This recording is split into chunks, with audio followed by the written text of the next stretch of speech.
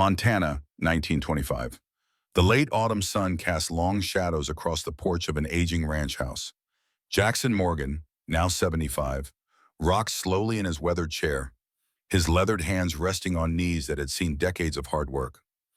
Deep valleys lined his sun-bronzed face, each wrinkle a testament to years spent under the Montana sky. His eyes, still sharp blue despite his age, gazed across the prosperous cattle ranch that stretched before him. 3,000 acres of rolling hills, grazing pastures, and golden wheat fields ready for harvest. Beside him, his 8-year-old granddaughter Emily sat cross-legged on the wooden planks, her eyes wide with anticipation. The electric lights from the main house glowed behind them, a modern convenience that still amazed Jackson after all these years. In the distance, 2 automobiles kicked up dust along the road leading to the main barn, where ranch hands prepared for evening chores. "Tell me again, Grandpa," Emily urged, twisting a blonde braid around her finger. "About the snowstorm, about how you found Grandma." Jackson smiled, the deep lines around his eyes crinkling. His voice, though roughened by age, carried the strength of a man who had stories worth telling. He glanced toward the family cemetery on the low hill beyond the south pasture, where his beloved wife now rested. "Montana was different back then," he began, his voice dropping to the storytelling cadence that Emily loved. "No automobiles, no telephones, no electric lights, just open country, stretching farther than the eye could see. When winter came, it isolated you completely. A man had to be self-sufficient or he didn't survive." Emily nodded solemnly. Though surrounded by modern conveniences of 1925, she understood the heritage of hardship that had built their family's prosperity. "It was the winter of 1885, Jackson continued. "The coldest in 50 years, they said. Temperatures down to 30 below. The kind of cold that turns your breath to ice before it leaves your mouth. The railroad had only reached Fort Thompson 2 years earlier. The territory wouldn't even become a state for another 4 years." As he spoke, the ranch house around them seemed to fade. The rolling hills of their prosperous cattle ranch, the automobiles in the distance, the electric lights visible through the window, all melted away. In their place came the howling winds and blinding snow of a Montana winter 4 decades past. February 1885. A wall of white obliterated the landscape. Jackson Morgan, then 35, leaned into the bitter wind, his horse Thunder struggling to move forward through snow that reached past the stirrups. His beard was crusted with ice. His eyes narrowed to slits against the blinding white. Any sane man would have remained indoors on such a day, but Jackson had never claimed sanity as his virtue. He'd been checking the new steel fence line he'd installed that autumn, a modern improvement over the traditional wooden posts that couldn't withstand Montana's brutal seasonal shifts. The Glidden barbed wire, patented just 11 years earlier, had cost him nearly a month's profits, but would save him countless hours repairing broken fences after winter storms. Jackson had always been one to embrace practical innovations, even when other ranchers mocked his Eastern notions. Beneath him, Thunder wore special horseshoes with cleated edges for better traction in snow. Another of Jackson's adaptations that had raised eyebrows initially but was now copied by others. The Big Bay gelding had been his faithful companion for 7 years, chosen specifically for his broad chest and sturdy legs, ideal for navigating Montana's challenging terrain. Jackson wore 4 layers against the cold: wool undergarments, a flannel shirt, a deerskin vest lined with sheepskin, and his heavy buffalo coat. His hands were protected by rabbit fur mittens with leather palms. Around his face, he'd wrapped a wool scarf, leaving only his eyes exposed. On his head sat a beaver fur hat with ear flaps tied securely under his chin. Even with these precautions, the cold found ways to bite at his flesh. The temperature had plummeted to 30 below zero by midday. Jackson had learned to read the subtle signs of dangerous weather during his time as a scout in the Civil War, and everything about the current conditions warned him to seek shelter.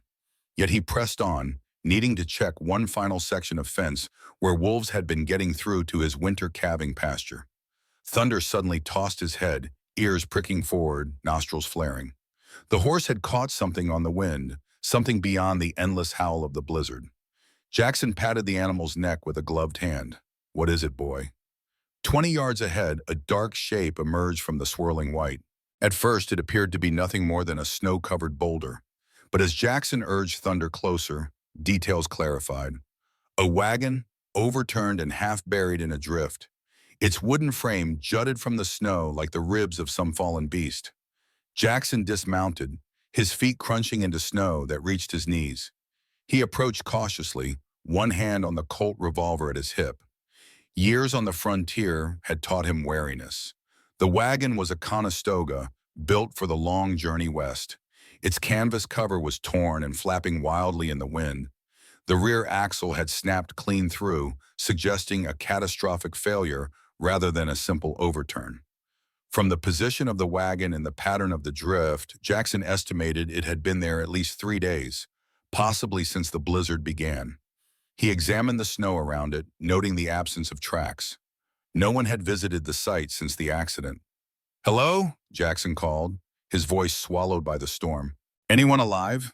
The silence that answered told him what he'd find before he reached it. Near the wagon, partially covered by snow, lay two bodies. A man and a woman, frozen in death's embrace. The man was face down, one arm outstretched toward the woman as if reaching for her even in death. The woman was on her back, eyes closed, her features peaceful despite the violent end she'd met. Jackson removed his hat despite the cold, a gesture of respect for the dead. They were young, perhaps in their 30s. The man wore the rough clothes of a homesteader, but his boots were of good quality, suggesting he wasn't without means. The woman's dress, once fine, was now tattered and bloodied at the hem. Around her neck hung a silver cross on a delicate chain. Working quickly, Jackson examined the scene with the methodical eye of a man accustomed to reading stories in the smallest details. The wagon's contents were scattered: clothes, cooking utensils, a cracked mirror, a Bible with water-stained pages. He found a broken lantern, its glass shattered, the oil long since frozen. The disaster had likely occurred at night, perhaps with the lantern overturning during the crash and igniting the canvas briefly before the snow extinguished the flames. With no tools to dig proper graves in the frozen ground, Jackson performed a frontier burial. He placed the bodies side by side, covered them with a tarp from the wagon, and weighted it with stones to prevent scavengers from disturbing them. He placed the man's two Colt revolvers in the shape of a cross over the makeshift grave. The weapons were high-quality Navy Colts, further evidence that the couple had been people of some standing. "Lord, receive these souls whose names I do not know," he murmured, the prayer freezing in the air before him. "Grant them peace they may not have found in life." As he worked, a sound reached him, faint, almost imperceptible beneath the howling wind, a rustle from beneath the wagon's overturned bed. Jackson froze, listening intently, years of frontier survival having honed his senses to detect even the slightest anomaly. There it came again, a soft sound, like fabric shifting. Jackson dropped to his knees, peering into the dark space beneath the splintered wood. There, wrapped in a woolen blanket, lay a child. A girl no more than 7 years old, her face as pale as the snow around her, lips blue from cold, but alive. Her eyes were open, staring at him without tears, without sound. In her small hands, she clutched a carved wooden horse. "Lord Almighty," Jackson whispered. She should have been dead. 3 days in this cold, maybe more, would kill a grown man, let alone a child. Yet somehow she breathed, shallow, labored breaths that formed tiny clouds in the frigid air. Her survival defied explanation. Perhaps the overturned wagon bed had created a small pocket protected from the worst of the elements. Or perhaps something stronger than physics had kept her alive. Jackson didn't hesitate. He removed his heavy buffalo coat and wrapped it around the child, lifting her into his arms. She weighed almost nothing, a fragile bundle of bones and frozen flesh. Her eyes never left his face, watching him with a wary animal stillness. He recognized that look, had seen it in wounded creatures and traumatized soldiers alike. Fear mingled with desperate hope. As he held her, memories surfaced unbidden. His son Thomas had been about her size when fever took him 5 winters ago. The same delicate shoulders, the same vulnerability. Jackson pushed the thought away. This child lived and needed him now. "I'll be your father," he said quietly. It wasn't a question. It was a vow, spoken with the same certainty as the one he'd made at his wedding altar years before. The child didn't respond verbally, but her frozen fingers gripped the edge of his coat in what might have been acknowledgement. Jackson assessed her condition with the field medicine knowledge he'd gained during the war. Severe hypothermia, certainly, but no apparent frostbite yet. Her extremities were pale but not blackened. Her breathing was shallow but regular. She needed warmth, fluids, and shelter immediately. He settled her in front of him on the saddle, his arm tight around her small frame. She shivered violently but made no sound. Behind them, shadows moved through the blinding snow. Wolves closing in on the scent of death. But the girl was beyond their reach now. "Hang on, little one," he murmured against her ear. "We'll be home soon." The storm intensified as they rode toward his cabin, 3 miles through the deepening snow. Jackson hunched over the child, using his body to shield her from the wind's fury. Without his buffalo coat, the cold cut through his remaining layers like knives, but he welcomed the pain. Pain meant life, and as long as he felt it, he could keep fighting. He spoke to her continuously, a stream of reassurances that she probably couldn't hear over the howling blizzard. "Stay with me, little one. Cabin's not far. Got a fire waiting. You'll be warm soon. Just hold on." The journey that normally took 40 minutes stretched to nearly 2 hours as thunder struggled through snowdrifts that sometimes reached his chest.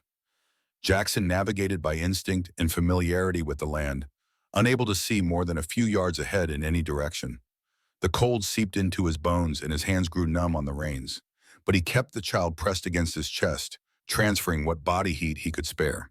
His homestead appeared as a dark smudge against the white curtain of snow.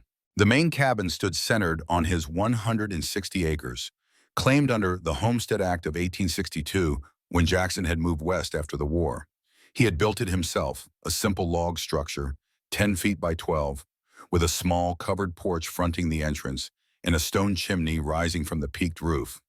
Constructed from lodgepole pine logged from the mountains to the west, the cabin featured dovetail notching at the corners, a technique Jackson had learned from an old German carpenter in Michigan. The roof was steep to prevent snow accumulation, and the walls were chinked with a mixture of clay, lime, and horsehair for insulation.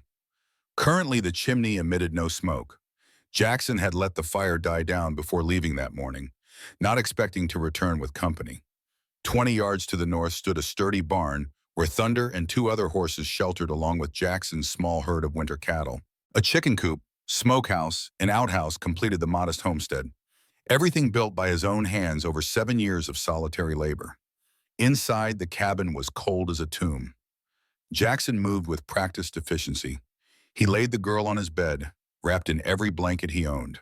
Working quickly, he kindled a fire in the stone fireplace, feeding it until flames roared up the chimney. From a drawer beneath his bed, he retrieved extra candles, lighting them to add both illumination and a small measure of warmth. He heated rocks in the fire, then wrapped them in cloth and placed them under the blankets beside the child's frozen body. It was a technique he'd learned from an army surgeon during the Battle of Gettysburg, the most effective way to slowly raise the core temperature of a hypothermia victim without the shock of direct heat. The cabin was sparse but meticulously maintained. One room containing a bed, a table with 2 chairs, a small bookshelf, and a cast iron stove. Various tools hung from pegs on the walls. A rifle rested on brackets above the door. Everything had its place, reflecting the ordered mind of a man who had learned that survival required discipline. 2 items stood out among the practical furnishings. A woman's shawl hung on a peg by the door, untouched for 5 years, the deep blue wool still vibrant against the weathered logs. And in the corner, covered by a sheet, sat a small wooden cradle, lovingly crafted from cherry wood with intricate carvings along the sides. Jackson had met Sarah Miller in 1872, 3 years after claiming his homestead. She was the school teacher in Fort Thompson, a Pennsylvania girl who had come west seeking adventure and independence. Their courtship had been brief but sincere, 2 strong-willed individuals recognizing in each other the qualities needed to survive on the frontier. They married in the spring of 1873. Thomas arrived 2 years later, a robust boy with his mother's gentle eyes and his father's determined jaw. Jackson had such plans for him, teaching him to ride, to hunt, to become the kind of man who could build something lasting in this harsh land. The cradle had been Jackson's wedding gift to Sarah, crafted during the long winter evenings before their wedding. each carving a promise of the family they would build. The fever came in December 1880. First Sarah, then Thomas. Jackson had ridden through another blizzard much like today's, desperate to fetch the doctor from Fort Thompson. But the journey took too long. By the time he returned with medical help, both were beyond saving.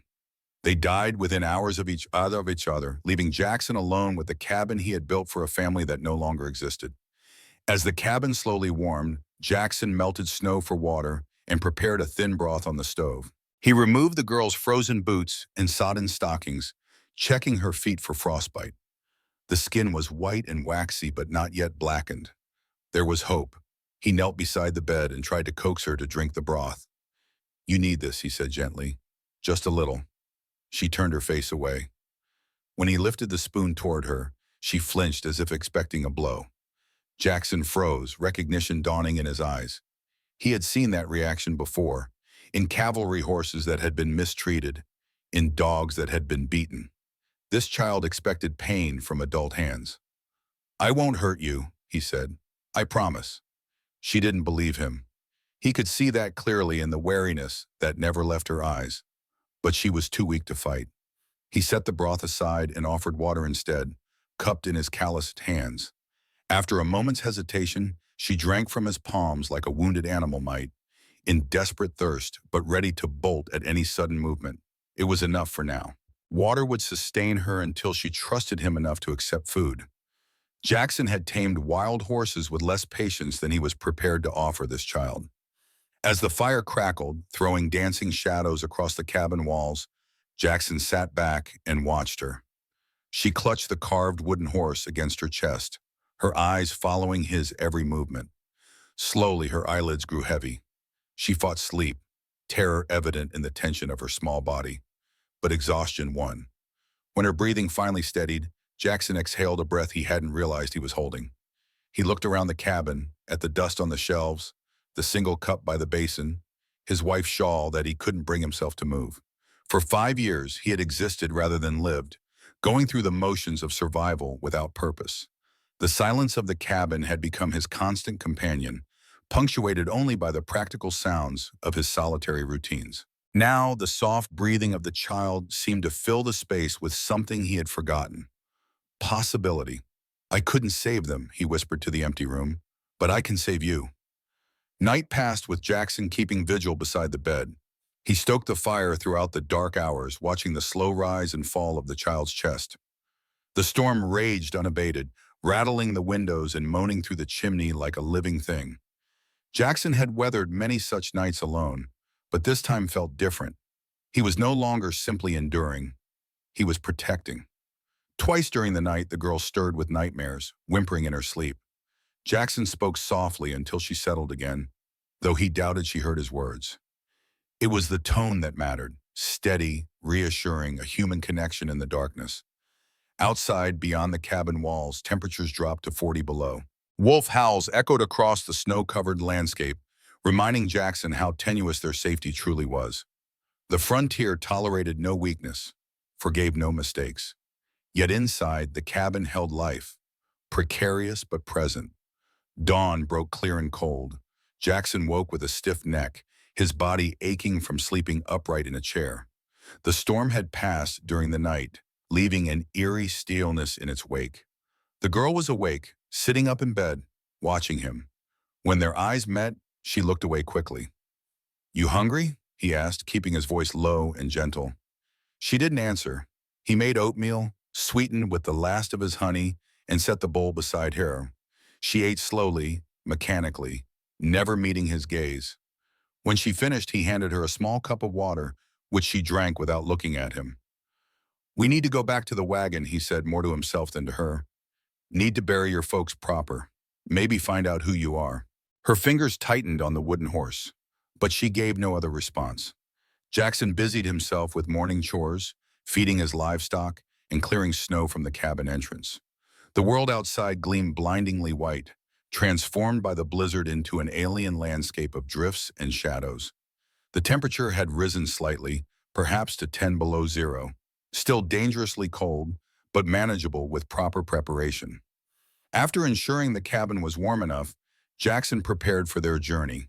He dressed the girl in his smallest shirt, which hung on her like a tent, and wrapped her in blankets. He found a pair of wool socks, which he cut and modified to serve as mittens for her tiny hands.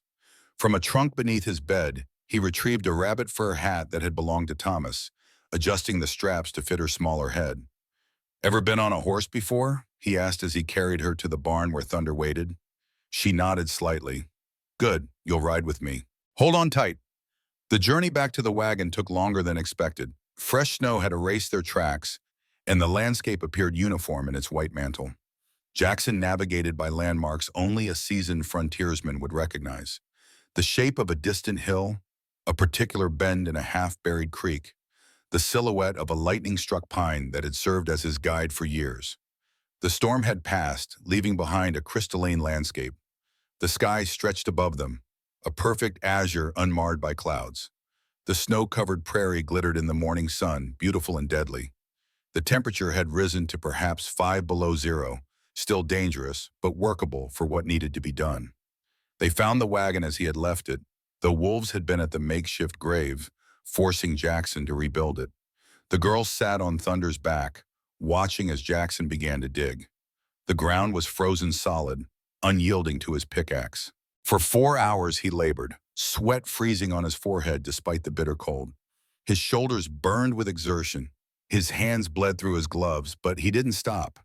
He used techniques learned from old trappers for winter burials, building a fire first to thaw the ground, then digging quickly before it refroze. Layer by layer, he penetrated the frozen earth, creating 2 graves 6 feet deep to protect the bodies from predators in the spring thaw. When the graves were finally deep enough, Jackson placed the bodies inside. He worked with gentle reverence, straightening the man's limbs, crossing the woman's arms over her chest. Before covering them, he searched for identification.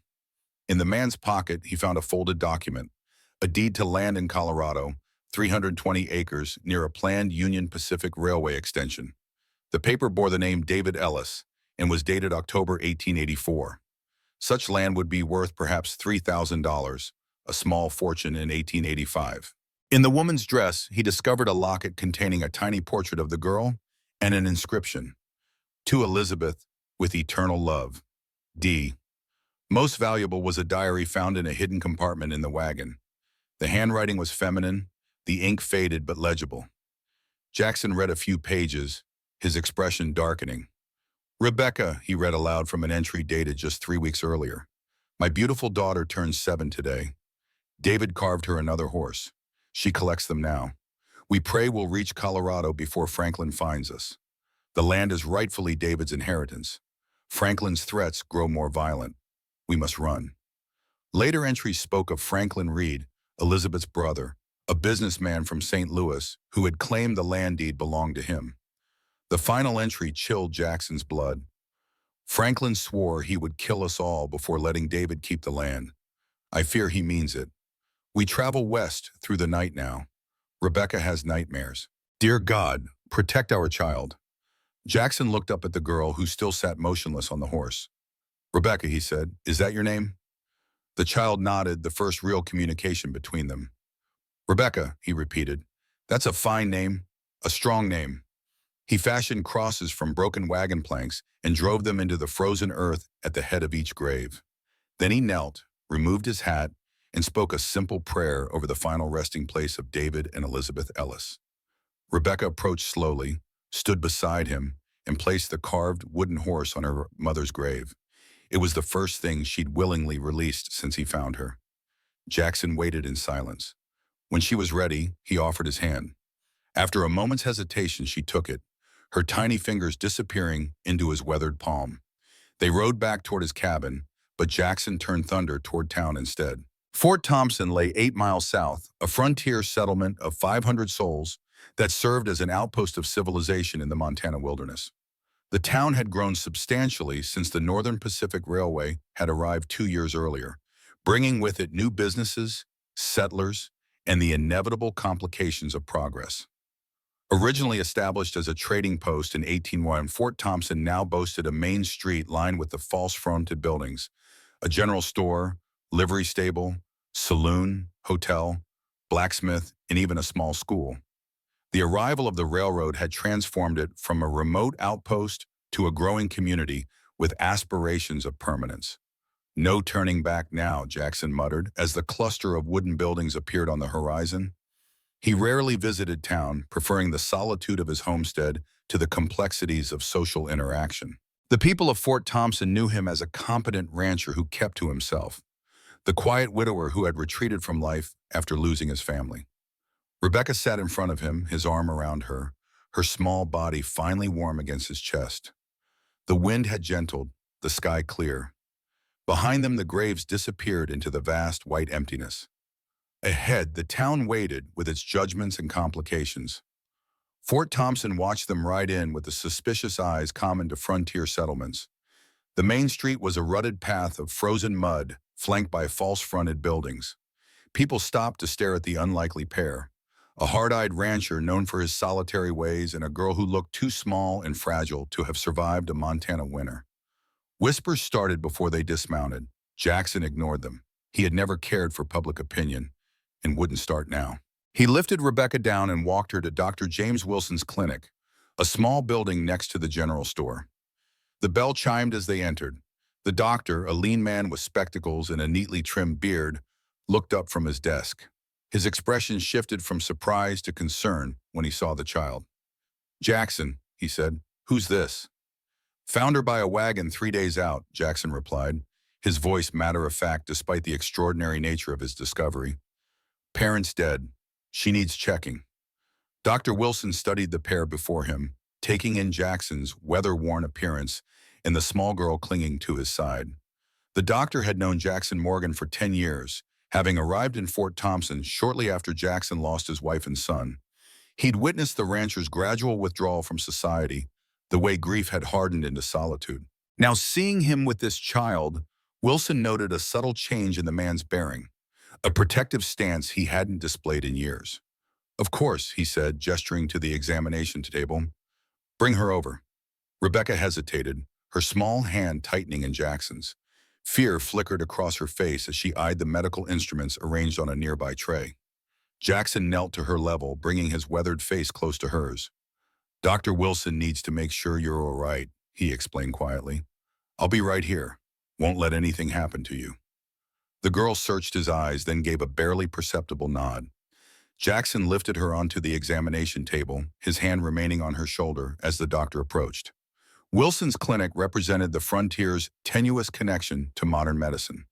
The small room contained an examination table, cabinets filled with medicines and bandages, and shelves lined with medical texts. A coal stove in the corner maintained a comfortable warmth that contrasted with the bitter cold outside. Though modest by Eastern standards, the clinic was a marvel of civilization for a territory town like Fort Thompson. Dr. Wilson was gentle, his movements careful and predictable as he examined the child. He checked her temperature, listened to her lungs with his stethoscope, and examined her extremities for signs of frostbite.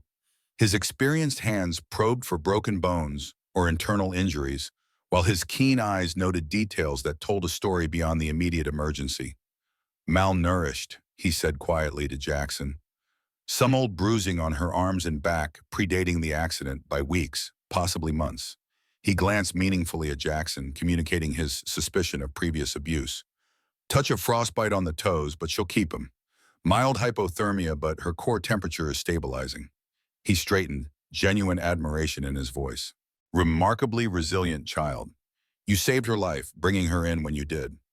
"I'm keeping her," Jackson said, the words emerging with the same certainty as when he'd made his vow in the snowdrift. Dr. Wilson's eyebrows rose. "Keeping her?" "That's right."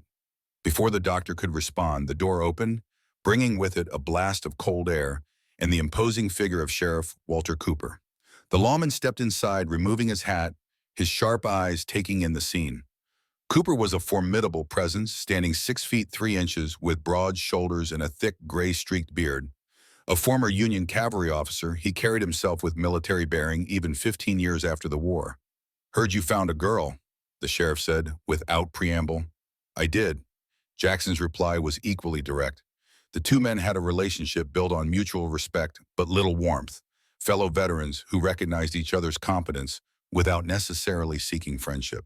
Where'd she come from? Wagon overturned 3 days north. Parents froze to death. I buried them this morning. And you just took her? Cooper's tone was professional rather than accusatory, but the question itself carried weight. Jackson's jaw tightened. Was I supposed to leave her? You got any proof who she is? Any papers?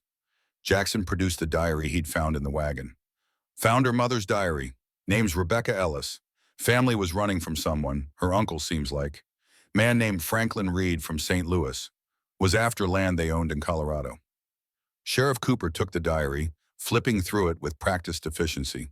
His frown deepened as he read passages describing the threats against the Ellis family. Sounds like trouble, Jackson. You sure you want to get involved? Already am. The sheriff sighed heavily, removing his spectacles and pinching the bridge of his nose. You can't just take in a child. There are procedures. Montana Territory has laws about orphaned minors. Orphanage in Helena would be the proper place for her. She's not going to an orphanage. Jackson's tone left no room for debate. You got legal right to her? I got the right that I saved her life. That count? Rebecca, who had been silent throughout the examination and subsequent conversation, suddenly stepped closer to Jackson, gripped his hand. Her voice was small but clear, startling everyone in the room. Don't send me away. Please. The room went silent. Sheriff Cooper looked at her, then at Jackson. The hard lines of his face softened slightly. Cooper had 2 daughters of his own, now grown and living in Helena. The plea of a frightened child was not something he could easily dismiss. This ain't simple, Morgan. People will talk. Single man taking in a young girl raises questions. Let them talk. Jackson's reputation for honesty was well established, even if his sociability was not. Before the sheriff could argue further, the door opened again. Martha Jenkins stepped inside, a sturdy widow who ran the general store next door. In her 50s, with gray-streaked brown hair and intelligent eyes, Mrs. Jenkins was a force of nature in Fort Thompson. Her husband had been the town's first shopkeeper, establishing the Mercantile in 1870 before dying of pneumonia in 1879. Since then, she had run the business with remarkable success, becoming one of the most respected voices in the community. She surveyed the scene with shrewd eyes, then folded her arms across her ample bosom. Couldn't help overhearing, she said, though the clinic's walls made this claim dubious at best. Seems to me there's a child who needs a home, and a good man offering one. Mrs. Jenkins, Sheriff Cooper acknowledged with a nod, this isn't your concern. I'm making it my concern. Jackson Morgan has been in this territory 10 years, she said firmly. Never caused trouble, never lied, never shirked a duty. If he says he'll care for that girl, he will. Better his home than some cold institution in Helena where she's just a number. The law has procedures, Cooper began. The law also has common sense, Mrs. Jenkins interrupted. Or it should. That child needs a home, not a dormitory. You know as well as I do what happens to pretty little girls in those places. She lowered her voice, though Rebecca could still hear. My cousin worked at the Helena orphanage. Things happen there. No child should endure. Sheriff Cooper looked uncomfortable at this reference to unpleasant realities. He studied Jackson for a long moment, weighing options in his mind. All right, he finally said. Temporary custody, pending proper investigation of her family. 1 month. But if there's any trouble, any questions about your fitness as guardian, you come to me first. Understood? Understood. I'll need to send inquiries to San Louis about this Franklin Reed character. If he's her legal next of kin, that complicates matters. Jackson nodded, though his expression hardened at the mention of Reed. The diary entries had made clear the man's threatening behavior toward Rebecca's family. Any legal claim Reed might have would be countered by strong evidence of his unsuitability. One more thing, Cooper added. Judge Williams will be circuit riding through Fort Thompson in 3 weeks. You'll need to appear before him to formalize any custody arrangement. Be prepared to answer questions about your means and ability to care for a child. They left the clinic and walked to the general store, Rebecca's small hand still firmly in Jackson's. Mrs. Jenkins followed, her presence a shield against the curious stares of townspeople gathering on the boardwalk. News traveled quickly in a town the size of Fort Thompson. and the sight of Jackson Morgan with a child was novelty enough to draw attention. Inside the store, shelves lined the walls from floor to ceiling, stocked with everything from canned goods to tools, fabrics to firearms. A pot-bellied stove occupied the center of the room, surrounded by chairs where men often gathered to exchange news and gossip. Today the chairs were empty, but the warmth of the stove was welcome after the clinic's more clinical atmosphere. Jackson bought Rebecca a dress, boots, and a peppermint stick. The girl clutched the candy-like treasure, her first possession besides the wooden horse she'd left on her mother's grave. Mrs. Jenkins added a hairbrush, ribbon, and a small blanket stitched with flower patterns.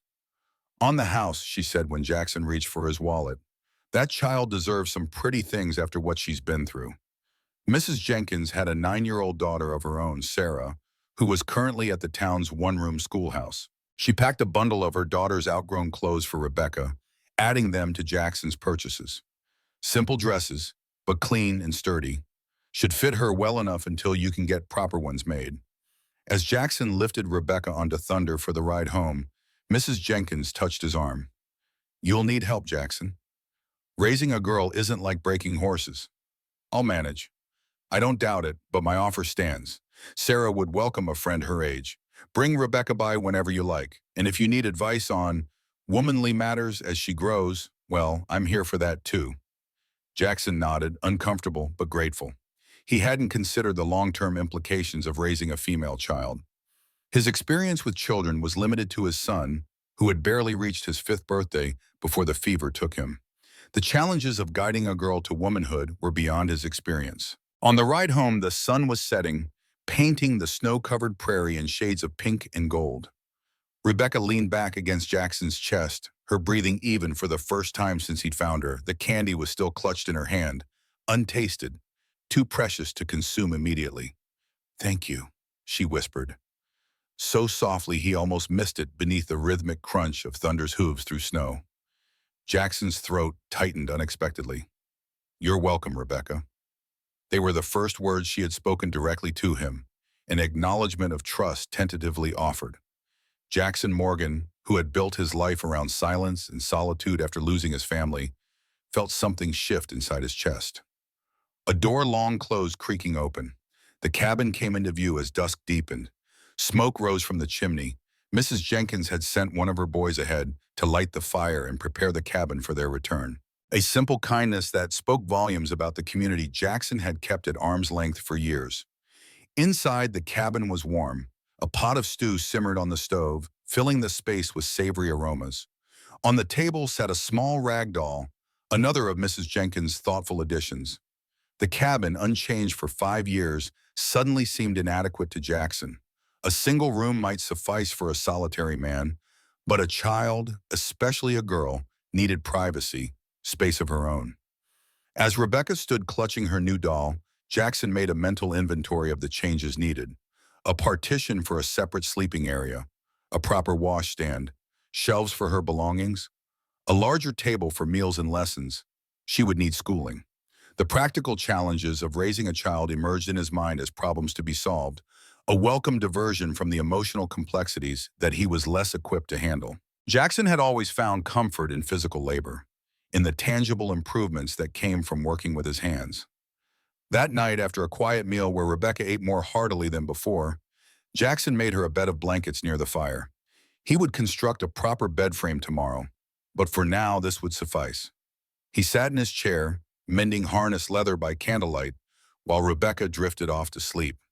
The simple domestic scene struck him with unexpected poignancy, so ordinary, yet so foreign to the life he'd lived these past 5 years. The following weeks established a tentative routine. Jackson rose before dawn, as always, to tend the livestock. Rebecca would be awake when he returned, sitting quietly by the fire or watching through the window as snow fell. They ate breakfast together, a silent communion that gradually became comfortable rather than strained. Mornings were devoted to improvements on the cabin. Jackson constructed a partition across one corner, creating a small bedroom for Rebecca. He built a simple bed frame, stuffed a mattress with clean straw, and installed a curtain that could be drawn for privacy. From wood salvaged from her parents' wagon, He crafted a small chest for her belongings, carefully preserving the original carvings that marked it as Ellis family property. Mrs. Jenkins and her daughter Sarah visited on the third day, bringing more clothes, books, and a slate board for lessons. Sarah, a lively girl with auburn braids and an infectious laugh, approached Rebecca with the straightforward friendliness of childhood. "Do you want to see my doll collection?" she asked, producing miniature cloth figures from her pocket. "Ma says you'll come visit us in town sometimes. We can play jacks when the weather's nice." Rebecca responded with cautious interest, accepting a doll Sarah insisted she keep. The interaction, though brief, seemed to ease some tension in the younger girl.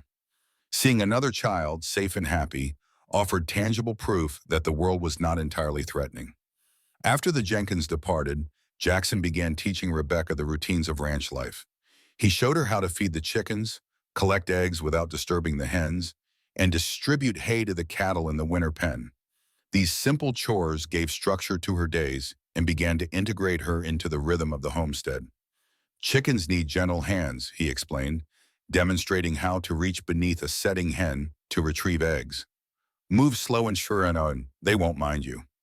Rebecca absorbed these lessons with solemn attention, her natural intelligence evident in how quickly she mastered each task. By the end of the first week, she was completing her morning chores independently, a development that filled Jackson with quiet pride. The most significant breakthrough came when Jackson introduced Rebecca to Thunder. The big bay gelding had proven his worth during their desperate ride through the blizzard, and Jackson believed in the healing power of the bond between humans and horses.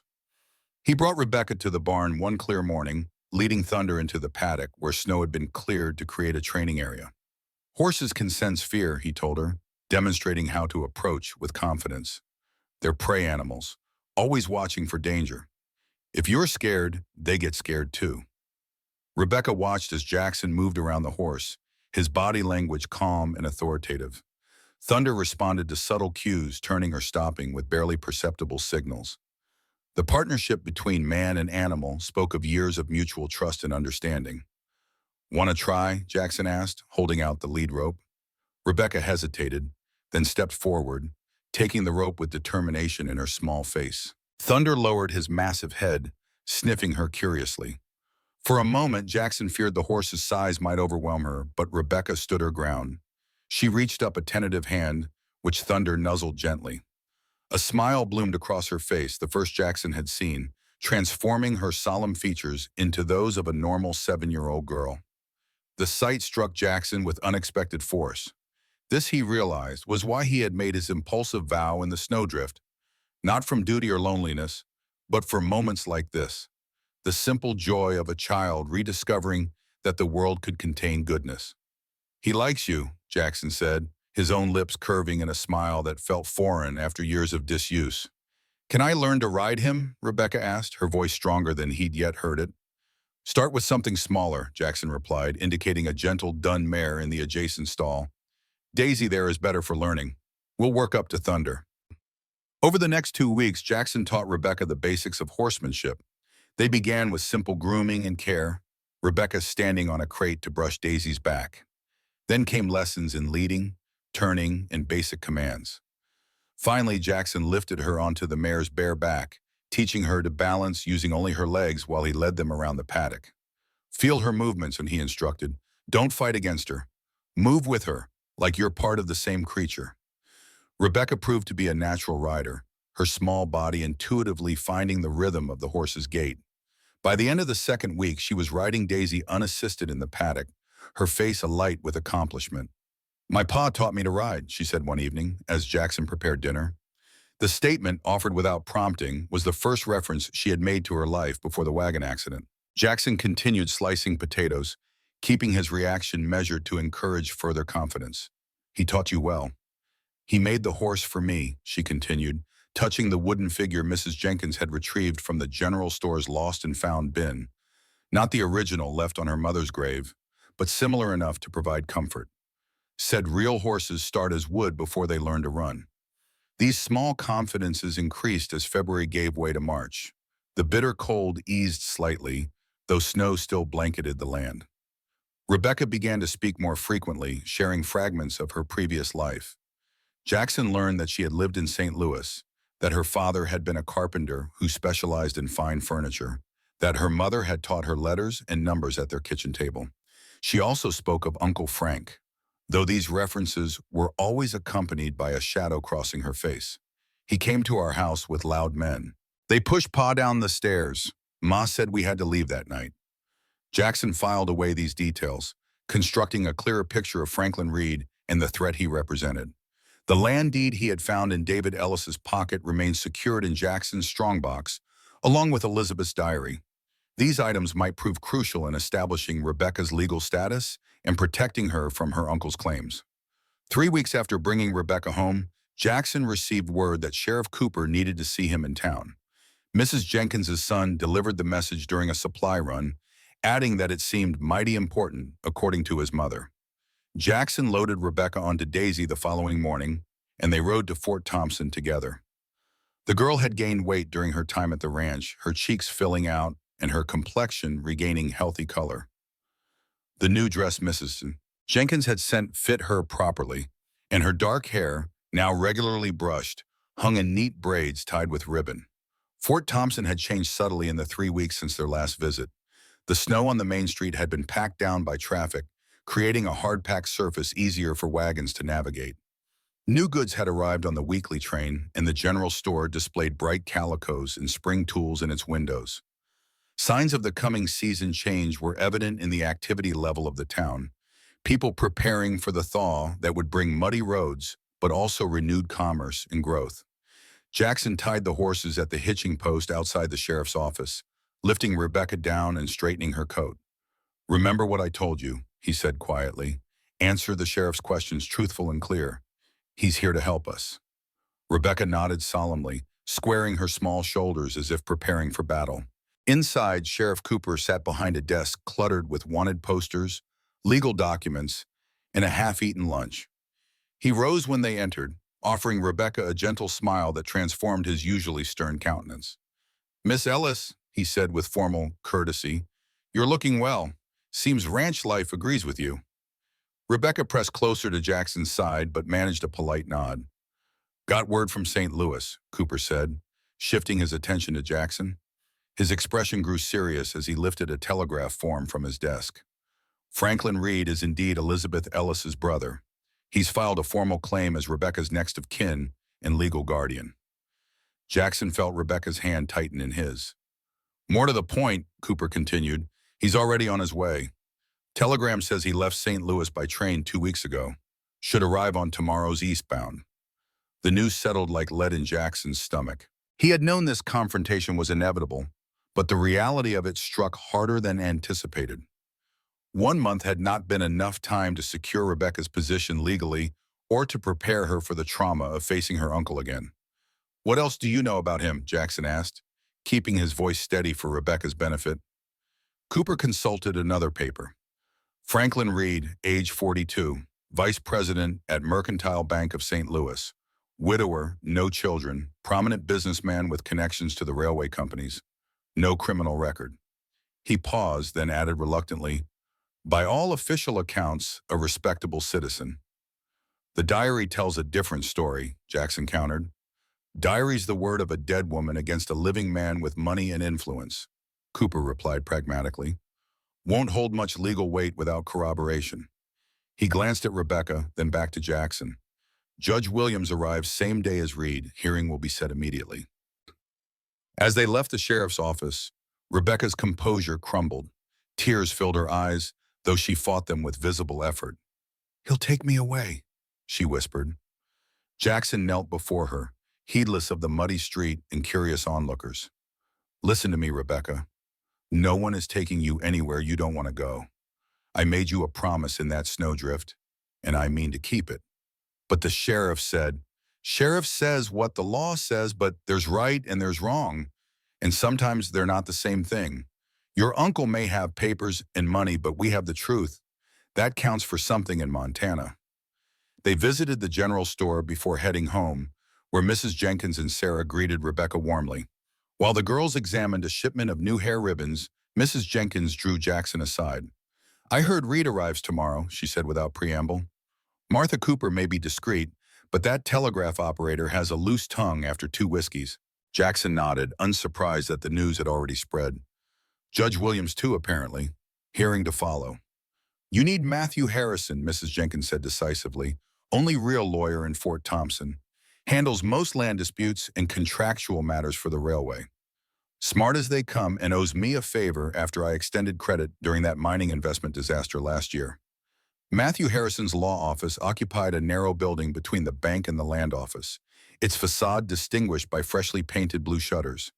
Inside, the space was dominated by bookshelves filled with leather-bound legal volumes and a massive oak desk positioned to catch the northern light from the front window.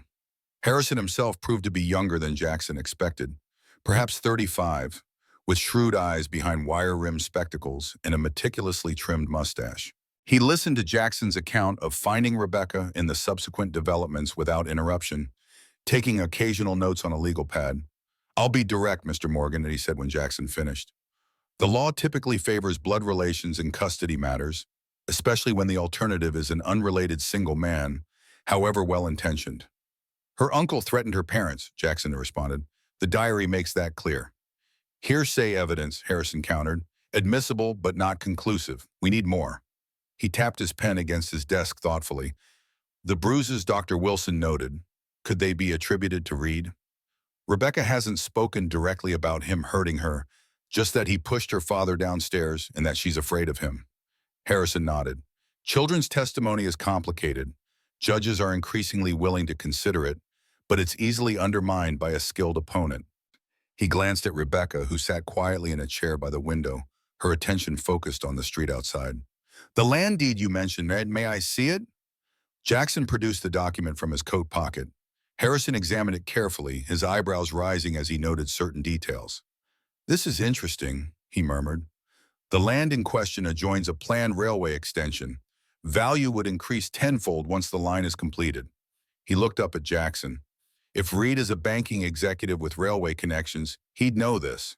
$3,000 is already substantial, but the potential value is much greater. "Enough to kill for?" Jackson asked bluntly. Harrison's expression was grim. "Wouldn't be the first time in Western development." He returned the deed. "Keep this secure. It's crucial evidence of motive." As they prepared to leave, Harrison offered one final piece of advice. "Reed will arrive with legal documentation supporting his claim. He'll present himself as a grieving brother seeking to care for his orphaned niece. Your task is to reveal the man behind that facade. If he's truly dangerous, give him opportunity to demonstrate it, ideally before witnesses." The ride back to the ranch was subdued. Rebecca's earlier animation had vanished, replaced by the withdrawn silence of their first days together. Jackson respected her quiet, understanding that she was processing the imminent confrontation with her uncle in her own way. At the cabin, he set about evening chores while Rebecca sat on the porch steps, watching the sun begin its descent toward the western mountains. When Jackson emerged from the barn, he found her in the same position, her small face solemn as she contemplated the approaching challenge. He sat beside her on the step, the weathered wood creaking beneath his weight. For several minutes they sat in companionable silence, watching as the late afternoon light turned the snow-covered landscape to gold. "What if I have to go with him?" Rebecca finally asked, her voice barely audible. Jackson considered his response carefully. He would not lie to her, not even to offer false comfort. "If that happens," he said slowly, "you remember what I taught you. Watch everything. Listen more than you speak. Find allies where you can." He paused. "And know that I will never stop trying to bring you home." Rebecca nodded, absorbing this. "Pa said sometimes you have to bend to keep from breaking. Like saplings in a storm." "Your pa was a wise man." "He stood up to Uncle Frank, though." Her voice wavered slightly. "He didn't bend then." "Sometimes you can't," Jackson agreed. "Sometimes a thing is so wrong that you have to stand, whatever comes after." They watched as the first stars appeared in the darkening sky. Jackson found himself searching for words of comfort that wouldn't ring hollow. Before he could speak, Rebecca leaned against his side, a gesture of trust that needed no verbal accompaniment. That night, as Rebecca slept in her curtained alcove, Jackson sat at his table cleaning his revolver by lamplight. The Colt Army Model 1860, carried throughout his cavalry service and the years that followed, was as much a part of him as his own right arm. He worked methodically, the familiar routine allowing his mind to plan for the confrontation ahead. He hoped the matter could be resolved peacefully through legal channels. Judge Williams had a reputation for fairness, and Harrison seemed competent enough. But Jackson had lived too long in a hard land to rely solely on civilization structures. If Reed truly posed a danger to Rebecca, Jackson would not hesitate to act outside those structures. As he reassembled the revolver, his thoughts drifted to Sarah and Thomas. He had failed to protect them, a fact that still haunted his dreams. The illness that took them had struck with such speed, such merciless efficiency, that no amount of preparation or vigilance could have altered the outcome. But this threat to Rebecca was different, a human adversary that could be anticipated, confronted, defeated. "I won't fail again," he whispered to the silent cabin. Dawn broke clear and cold on the day Franklin Reed was due to arrive. Jackson rose earlier than usual, spending extra time with his morning chores to ensure the ranch would run smoothly during their absence. Rebecca joined him in the barn, completing her tasks with quiet efficiency. Neither mentioned the approaching confrontation, but it hung between them, charging the morning routine with unspoken tension. They departed for Fort Thompson by mid-morning. Jackson had decided they would face Reed directly rather than waiting to be summoned. Better to choose the battlefield than have it imposed upon them. Rebecca rode Daisy confidently now, managing the mare with growing skill despite the gravity of their mission. The train from the east was scheduled to arrive at noon.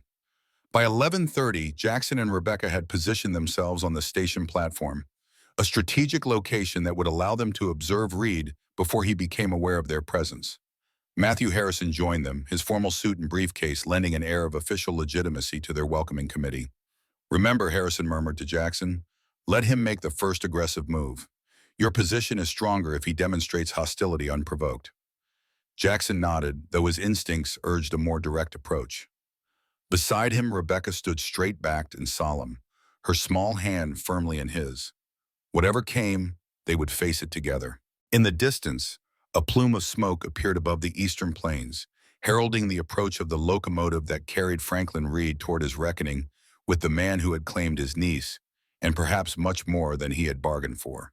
The locomotive's approach thundered through the crisp Montana air, a mechanical harbinger of change bearing down upon Fort Thompson's modest station. Black smoke billowed skyward, the iron wheels ground against the tracks, the eastbound train gradually surrendering its momentum. Steam hissed from the engine as it came to rest beside the platform, a momentary shroud that parted to reveal passenger cars lined with frost-covered windows. Jackson stood immobile, his weathered face betraying no emotion as he scanned each figure that emerged from the train. Rebecca pressed against his side, her small body tense with anticipation. Harrison adjusted his spectacles, briefcase clutched in his left hand, ready for the legal battle ahead. They didn't have to wait long to identify Franklin Reed. He descended from the first-class car with the confident bearing of a man accustomed to deference. Tall and broad-shouldered, dressed in a tailored black overcoat with a silk cravat visible at his throat, Reed cut an imposing figure against Fort Thompson's rustic backdrop. His features shared certain similarities with Rebecca's, the same high cheekbones and straight nose, though his face was hardened by ambition and calculation, where hers showed only innocence and apprehension. Reed was accompanied by another man, shorter and wiry, carrying a leather portfolio, and surveying the platform with the nervous vigilance of a loyal subordinate. A lawyer, Jackson surmised, brought from St. Louis to intimidate local opposition. Rebecca's grip on Jackson's hand tightened painfully. "Uncle Frank," she whispered, fear vibrating through the simple words. Reed's gaze swept the platform, passing over them initially, then returning with sudden recognition. His expression shifted from casual arrogance to calculated charm as he approached, his companion hurrying to keep pace. "Rebecca!" Reed called, his voice carrying the polished intonation of Eastern education. "My dear niece, thank God you're safe." Jackson felt Rebecca edge behind him, using his body as a shield. The movement was not lost on Reed, whose smile faltered momentarily before reasserting itself with greater determination. "You must be the man who found my niece," Reed addressed Jackson directly. "I'm deeply grateful for your intervention, sir." Morgan, Jackson replied flatly. Jackson Morgan. Franklin Reed. He extended a gloved hand which Jackson deliberately ignored. Reed withdrew it smoothly as if the rejection were of no consequence. This is Edmund Walsh, my attorney. We've come to bring Rebecca home to St. Louis, where she belongs. Harrison stepped forward, offering his own hand with professional courtesy. Matthew Harrison, counsel for Mr. Morgan and Rebecca Ellis. I'm afraid the matter of the child's placement isn't quite so straightforward, Mr. Reed. There are serious concerns regarding your suitability as guardian. Walsh's eyebrows rose. Concerns? Mr. Reed is the girl's only living blood relative and a respected businessman in St. Louis. The law is quite clear on such matters. The law is concerned with the child's welfare above all, Harrison countered. We have evidence suggesting Mr. Reed poses a danger to his niece. Reed's face darkened momentarily before he mastered himself. Preposterous. What evidence could possibly— He stopped, eyes narrowing as understanding dawned. Ah, my sister's diary, I presume. Poor Elizabeth was not well toward the end. Paranoid delusions, the doctor said. A family tragedy.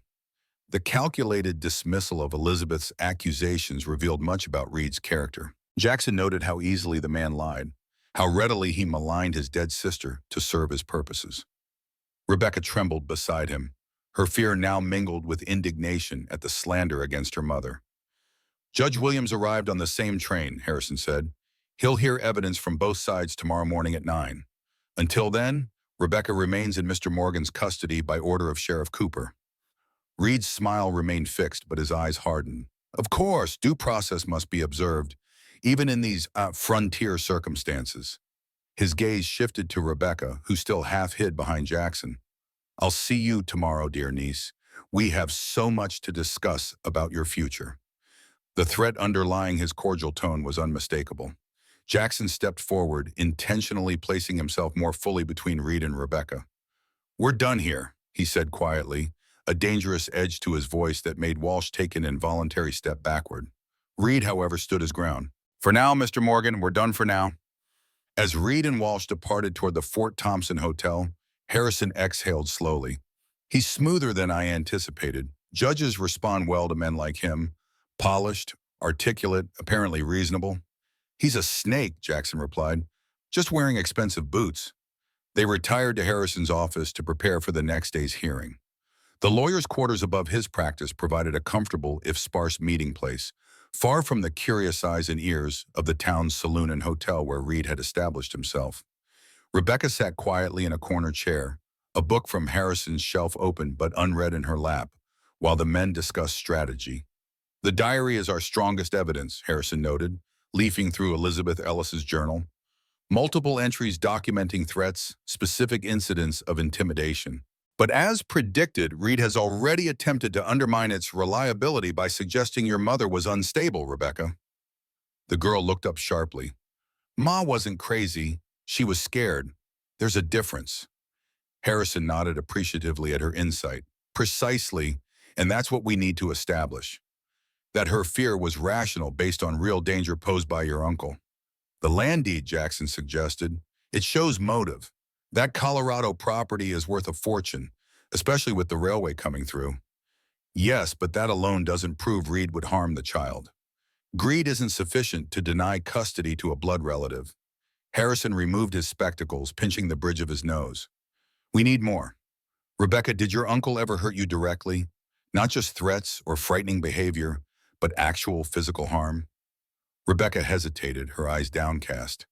He grabbed my arm once, squeezed until it bruised. Said I should tell Pa to give him the papers or accidents happen to little girls. Her voice had diminished to a whisper by the end. Jackson's hand tightened on the arm of his chair, knuckles whitening. The casual cruelty of threatening a child stirred a cold fury in him that he carefully contained. Rebecca needed his strength now, not his rage. That's valuable testimony, Harrison said gently. Would you be willing to tell Judge Williams about that incident? Rebecca nodded, though fear shadowed her features. Will Uncle Frank be there when I talk? Yes, but he won't be able to reach you. The judge, Sheriff Cooper, and Mr. Morgan will all be present to ensure your safety. They spent another hour reviewing questions the judge might ask and preparing responses. Harrison was thorough, considering every angle Reed's lawyer might exploit. As they prepared to leave, the attorney took Jackson aside while Rebecca gathered her coat. "There's something else you should know," Harrison murmured. "I made inquiries about Reed through colleagues in St. Louis. There are rumors, nothing provable, linking him to financial irregularities at his bank. Substantial sums missing from certain accounts, particularly those belonging to widows and elderly clients, unlikely to scrutinize their statements closely." "You think he's embezzling?" "I think a man willing to threaten a child might be capable of other transgressions. And a man stealing from his bank might be desperately in need of a valuable land deed to cover his tracks before auditors discover the discrepancies." This new information added urgency to their situation. If Reed faced financial ruin and possibly criminal charges in St. Louis, his desperation would make him more dangerous, not less. The short ride back to the ranch passed in contemplative silence. The afternoon sun cast long shadows across the snow-covered landscape, the beauty of Montana's wilderness, a stark contrast to the human darkness they now confronted. As they approached the cabin, Jackson noted fresh tracks in the snow, leading to and from his door. Someone had visited during their absence. "Stay on your horse," he instructed Rebecca, drawing his revolver. With practiced caution, he approached the cabin, alert for any sign of danger. The door stood slightly ajar, though he distinctly remembered latching it before their departure. He pushed it open with the barrel of his Colt, scanning the interior before entering. Nothing appeared disturbed at first glance. The fire had died to embers. The furniture remained in its usual positions, and Rebecca's curtained sleeping area was undisturbed. Only when Jackson checked his personal lockbox, concealed beneath a floorboard near his bed, did he discover the intrusion's purpose. The box had been forced open, its contents, including Elizabeth's diary and the land deed, scattered across the floor. Except the diary and deed were still in Harrison's possession, safely stored in his office safe. "Clever," Jackson murmured, understanding the game now. Reed had sent someone to search for the documents, not knowing they were elsewhere. The intruder had found Jackson's lockbox but not the items he sought, leaving Reed uncertain whether Jackson had the papers with him or hidden elsewhere. Jackson secured the cabin before bringing Rebecca inside. He didn't mention the break-in immediately, not wanting to add to her anxiety before the hearing. Instead, he focused on practical matters, preparing dinner, discussing the next day's schedule, maintaining the routine they had established over the past weeks. Only after Rebecca had retired to her alcove, the curtain drawn across the entrance, did Jackson take inventory of what was missing. His spare ammunition, $40 from his emergency fund, and a silver pocket watch that had belonged to his father. Items taken to make the theft appear motivated by common robbery rather than a targeted search. Sheriff Cooper would need to be informed, but Jackson decided it could wait until morning. The break-in changed nothing about their legal strategy and served mainly to confirm Reed's desperation and dishonesty. If anything, it strengthened their position by demonstrating the man's willingness to resort to criminal methods. Dawn arrived with a crystalline clarity that belied the tension simmering in Fort Thompson. Jackson and Rebecca prepared for the day with the solemn focus of soldiers before battle. He helped her dress in her finest clothes, a blue wool dress Mrs. Jenkins had altered specifically for the hearing, polished boots, and hair neatly braided with ribbon. For his own appearance, Jackson abandoned his usual flannel and denims in favor of a seldom-worn suit, preserved from his wedding day and now slightly tight across the shoulders. "You look different," Rebecca observed as he struggled with his tie. "Feel different too," Jackson admitted, "like these clothes belong to another man." "They do," she said with unexpected wisdom. "The man before the snow, before me." Jackson paused, struck by the truth in her assessment. He was not the same person who had folded this suit into his trunk 5 years ago, grief-stricken and retreating from life. The past weeks had changed him, awakened parts of himself he had thought permanently frozen. "Reckon you're right about that," he said, abandoning the tie altogether and opening his collar instead. Some pretenses weren't worth the effort. Judge Williams would have to accept him as he was, a rancher, not a city gentleman. They arrived at the town hall 30 minutes before the scheduled hearing. The building, which served as church, meeting space, and occasional courtroom, had been arranged for the proceedings. A large table at the front served as the judge's bench, with smaller tables for the opposing parties positioned to either side. Rows of chairs accommodated spectators, many already filled with townspeople, eager to witness the drama. Harrison met them at the entrance, his expression grave.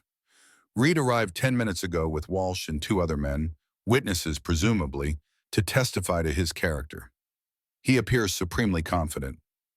Men like him always do, Jackson replied, right up until they're not.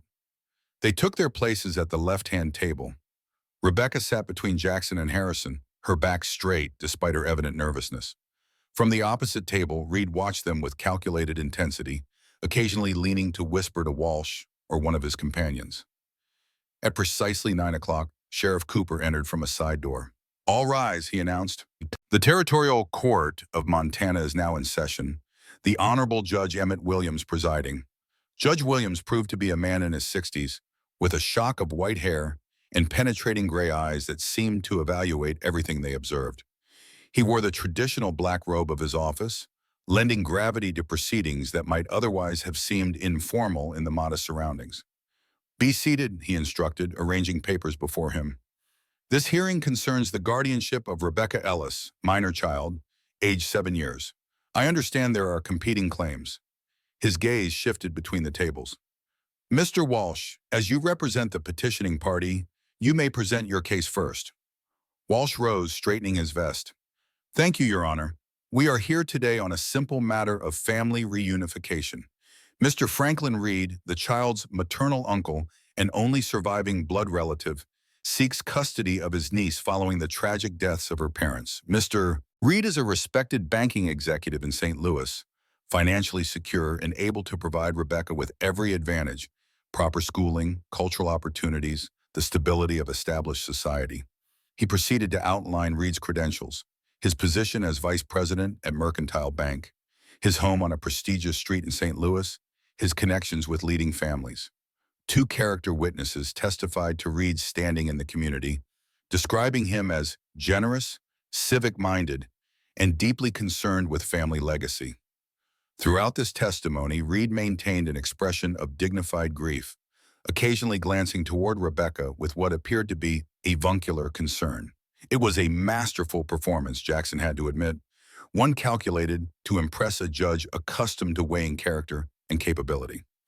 When Walsh concluded, Judge Williams turned to Harrison. "Counselor, you may present your response." Harrison rose with deliberate calm. "Your Honor, this case is not, as my colleague suggests, a simple matter of family reunification. It is instead a question of a child's safety and well-being. We contend that Franklin Reed, despite his apparent respectability, poses a serious danger to Rebecca Ellis." He introduced Jackson, describing the circumstances under which he had discovered Rebecca and the care he had provided since. Dr. Wilson testified to Rebecca's physical condition when first examined, noting both the injuries consistent with the wagon accident and the older bruises suggesting prior mistreatment.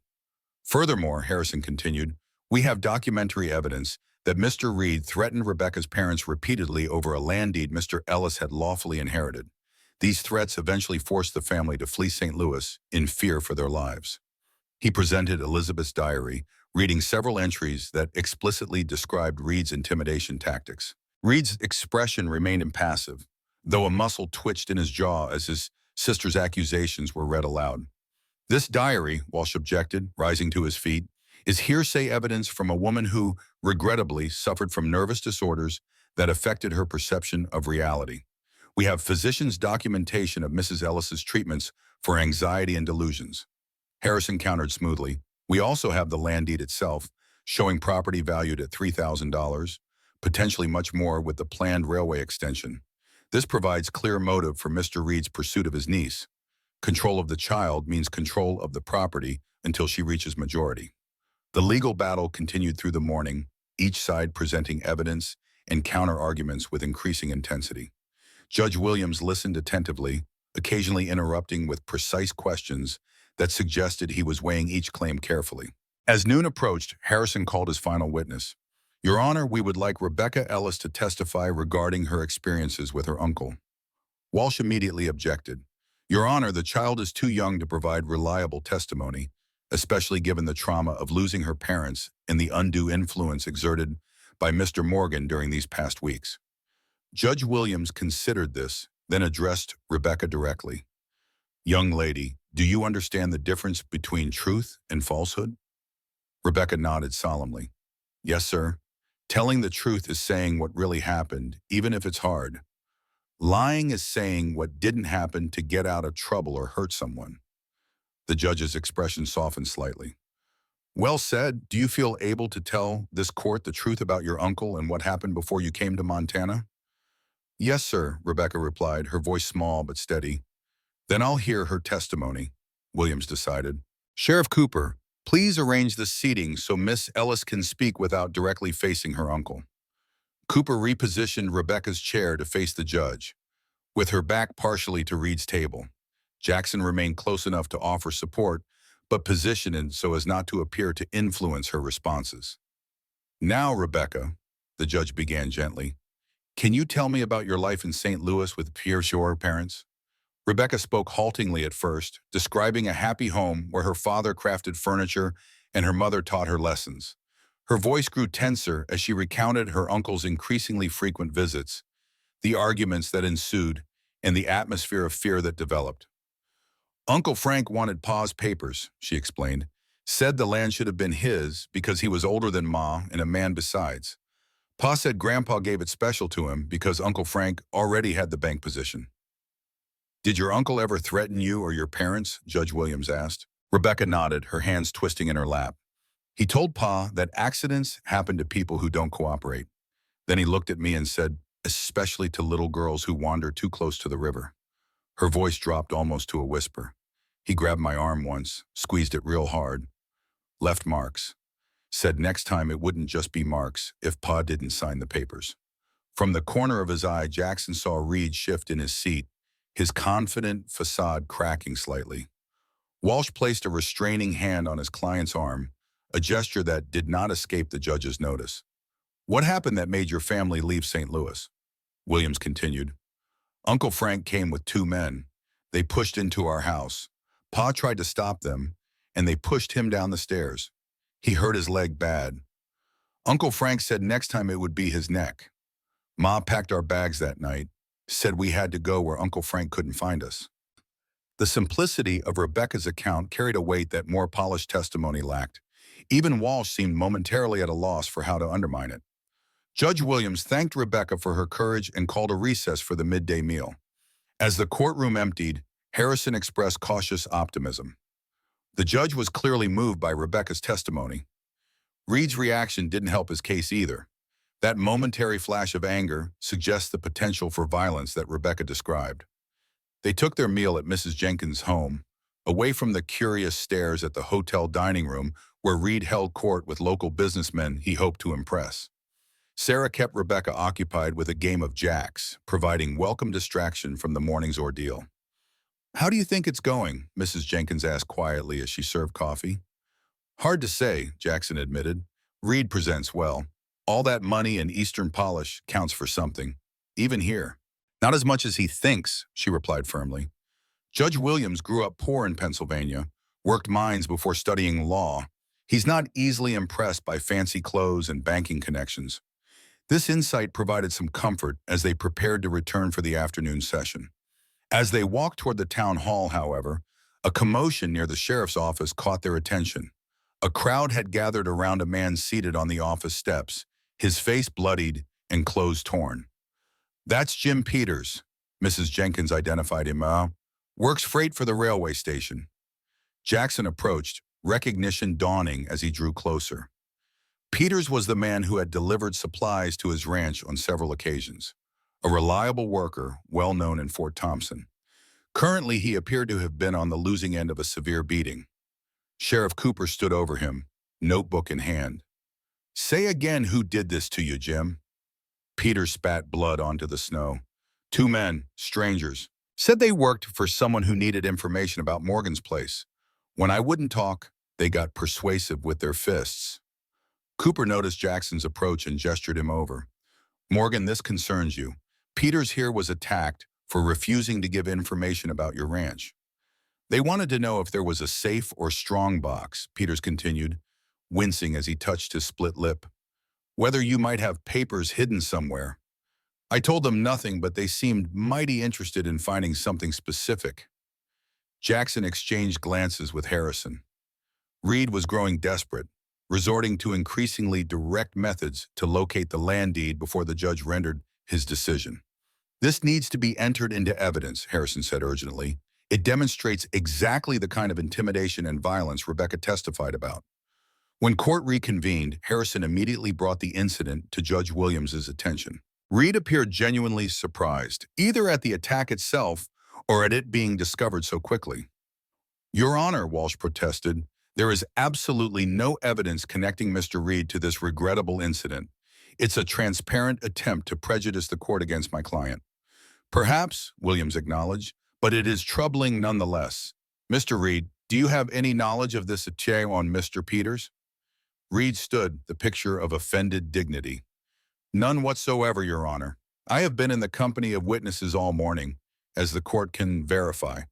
Whatever transpired with this freight worker is entirely unrelated to these proceedings. The denial was smooth, practiced, and technically accurate. Reed himself had indeed been in the courtroom all morning, but the judge's expression suggested he found the coincidence suspicious at minimum. The afternoon proceedings grew increasingly contentious as Walsh fought to redirect attention to Reed's qualifications as guardian and Harrison persistently returned to the pattern of threats and intimidation. By 4 o'clock, both sides had presented their full cases, and Judge Williams called for closing statements. Walsh emphasized tradition, blood ties, and the superior resources Reed could provide. Harrison countered with impassioned arguments about safety, stability, and the deep bond that had formed between Rebecca and Jackson. Your Honor, Harrison concluded, the law rightly recognizes the importance of family connections, but it also acknowledges that the child's welfare must be paramount. Rebecca Ellis has found safety, healing, and genuine care with Jackson Morgan. To place her with a man who has demonstrated both the intent and capacity for violence, regardless of his financial means or blood relationship, would violate the very principle of protection that guardianship laws are designed to uphold. Judge Williams thanked both attorneys and announced he would deliver his ruling after careful consideration of all evidence. Given the circumstances in the late hour, I will render my decision tomorrow morning at 9 o'clock. Until then, Rebecca remains in Mr. Morgan's temporary custody. As the court adjourned, Reed approached Jackson directly for the first time since their initial meeting at the train station. His public mask of respectability had thinned, revealing hints of the calculating ruthlessness beneath. A temporary arrangement at best, Morgan, he said, voice pitched low for privacy. Even if this backwater judge rules in your favor, there are higher courts. I will pursue this matter to its conclusion. So will I, Jackson replied evenly. Difference is I'm protecting the child. You're just after Ellis's land. Reed's eyes narrowed. You know nothing about my motivations or my relationship with my sister's family. This sanctimonious frontier justice may impress the locals, but it won't stand against proper legal procedure in St. Louis. You're not in St. Louis, Jackson reminded him. Out here, a man's word and actions count more than his bank account. Something dangerous flickered in Reed's expression, a glimpse of the man Rebecca truly feared. Enjoy your moral superiority while it lasts, rancher. By this time tomorrow, Rebecca will be on a train east with me, and you'll be alone again in that pathetic cabin. He turned sharply and strode away, Walsh hurrying to catch up, their figures soon disappearing into the hotel. Harrison approached, having witnessed the exchange from a discreet distance. What did Reed want? He asked. To make threats, Jackson answered. He's worried, starting to show his true nature. Let's hope Judge Williams saw enough of that nature in court today. Harrison checked his pocket watch.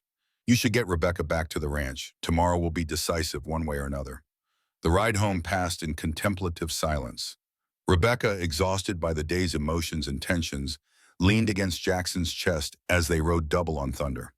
The familiar landscape of the ranch appeared as dusk gathered, the cabin windows dark and uninviting after the earlier intrusion. Jackson took extra precautions that night, checking and rechecking the cabin security. He placed a chair beneath the door handle and kept his revolver within reach. Rebecca fell asleep quickly, the emotional toll of her testimony having drained her completely. Jackson himself remained vigilant, dozing in his chair rather than properly sleeping, alert to any sound that might signal danger. His caution proved warranted shortly after midnight when Thunder's warning whinny from the barn cut through the night's stillness. Jackson was instantly alert, moving silently to the window. In the moonlight, he could discern two figures approaching the cabin from the direction of the road, their movements suggesting they hoped to remain undetected. Reed's men, almost certainly, sent to make a final attempt at finding the land deed, or perhaps with more sinister intentions. Jackson calculated his options quickly. He could remain barricaded in the cabin, but that would place Rebecca at risk if the intruders were determined enough to force entry. Better to confront them be outside, away from the child. "Rebecca," he whispered, gently waking her, "I need you to hide under the bed and stay absolutely silent, no matter what you hear. Can you do that?" She nodded, instantly understanding the seriousness of the situation. "Is it Uncle Frank?" "Probably his men. I'm going to make sure they leave, but I need to know you're safe while I do that." Rebecca slipped from her bed and underneath it without further questions, pressing herself against the wall where shadows would conceal her completely. Jackson checked his revolver one final time, then slipped out through the cabin's rear window, an exit the intruders were unlikely to be monitoring. The bitter cold of the Montana night bit through his clothing as he circled wide around the cabin, positioning himself to approach the men from behind. They had reached the porch now, one keeping watch while the other worked on the door lock. The moonlight gleamed on a revolver in the watchman's hand, confirming these were no simple thieves. Jackson closed the distance silently, years of frontier experience guiding his movements. When he was 10 feet away, he deliberately stepped on a branch, the crack causing both men to whirl toward the sound. "Looking for something?" Jackson asked calmly, his own revolver leveled steadily at the pair. The armed man recovered quickly, shifting his weapon toward Jackson. "Just having a friendly conversation with Morgan here. Nothing that concerns you." "I am Morgan," Jackson replied, "and you're trespassing on my land." The men exchanged glances, realizing their mistake. The armed one, a hard-faced individual with a scar running along his jaw, kept his revolver trained on Jackson. "Mr. Reed wants what belongs to him. The land deed and the diary. Hand them over, and we'll be on our way. Nobody needs to get hurt." Reed sent armed men in the middle of the night to threaten a man and a child, and you're claiming nobody needs to get hurt? Jackson's voice remained steady, though cold fury underlay the words. "The papers aren't here. They're with the lawyer in town, already presented as evidence in court. Your employer has made a serious miscalculation." The scarred man's expression darkened. "Then I guess we'll have to take something else back to Mr. Reed. The girl, maybe. She's his bloodkin, after all." Jackson's finger tightened on his trigger. "You're not taking Rebecca anywhere." The standoff stretched for several heartbeats, tension crackling in the freezing air. Then a new voice entered the confrontation. "I'd advise against any hasty actions, gentlemen." Sheriff Cooper emerged from the shadows of the barn, his shotgun trained on the intruders. Behind him stood two deputies, similarly armed. "Drop the gun," Cooper ordered. "Slowly, handle first." The scarred man hesitated, calculating his chances and evidently finding them insufficient. He lowered his weapon carefully to the ground. "Franklin Reed sent you," Cooper stated rather than asked, "to retrieve documents or abduct the child. Either way, that's attempted kidnapping at minimum." The men maintained a stubborn silence as the deputies handcuffed them. Cooper turned to Jackson. "When Harrison told me about Peter's beating, I figured Reed might try something more direct. Thought it prudent to keep an eye on your place tonight." "Appreciate it," Jackson said simply.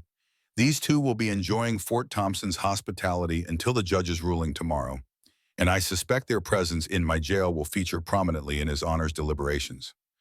After the sheriff and his prisoners departed, Jackson returned to the cabin, where Rebecca emerged from her hiding place, visibly shaken but composed. "They wanted to take me to Uncle Frank," she said, a statement rather than a question. "They did, but they failed." Jackson knelt to her level. "Sheriff Cooper arrested them. They can't hurt you now." Rebecca considered this, her young face solemn in the lamplight. "Uncle Frank won't stop, will he? Not ever." The question struck at the heart of Jackson's own concerns. Reed had demonstrated a ruthless determination to possess both the land deed and his niece, escalating from legal maneuvers to outright violence when thwarted. Such men rarely abandon their objectives while means to pursue them remained. Some fights don't end clean, Jackson admitted. But after tonight, the judge will see Reed for what he truly is. That gives us an advantage. They remained awake for what little remained of the night, Rebecca unwilling to return to sleep and Jackson unwilling to let down his guard despite the sheriff's intervention. As dawn approached, they prepared for the day's critical hearing, both understanding that their future together hung in the balance of Judge Williams's decision. Fort Thompson buzzed with excitement as they arrived for the 9 o'clock ruling. News of the midnight confrontation and subsequent arrests had spread through town with remarkable speed, generating intense speculation about the judge's likely decision. The town hall was filled beyond capacity, with onlookers standing along the walls and spilling out into the street. Reed sat at his table, outwardly composed but radiating tension. The absence of his hired men and their failure to return with either documents or Rebecca had clearly unsettled him. Walsh conferred with him urgently, their whispered conversation appearing less than harmonious. Judge Williams entered precisely at 9, his expression grave as he took his seat. The room fell silent, the collective anticipation almost palpable. "Before rendering my decision," Williams began, "I must address events that transpired after yesterday's adjournment. Sheriff Cooper has provided sworn testimony regarding the arrest of 2 armed men at Mr. Morgan's ranch last night. These individuals have since confessed to being hired by Franklin Reed to retrieve certain documents by any means necessary, with authorization to abduct Rebecca Ellis if those documents could not be located." Reed rose abruptly. "Your Honor, I categorically deny." "Sit down, Mr. Reed," Williams ordered sharply.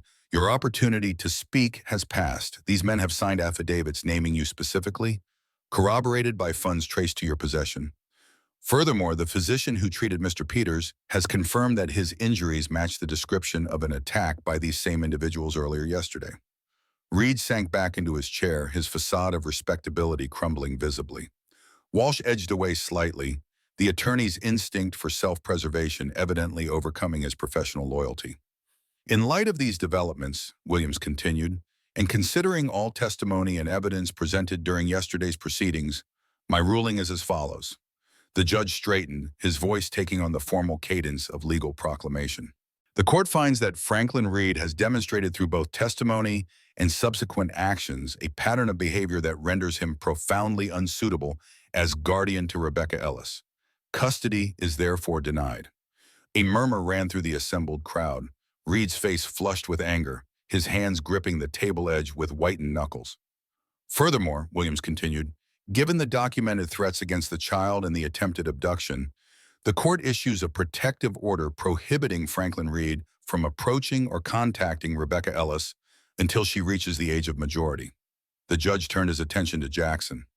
"Regarding Mr. Morgan's petition for guardianship, the court finds that he has demonstrated exceptional care and commitment to Rebecca's welfare under difficult circumstances.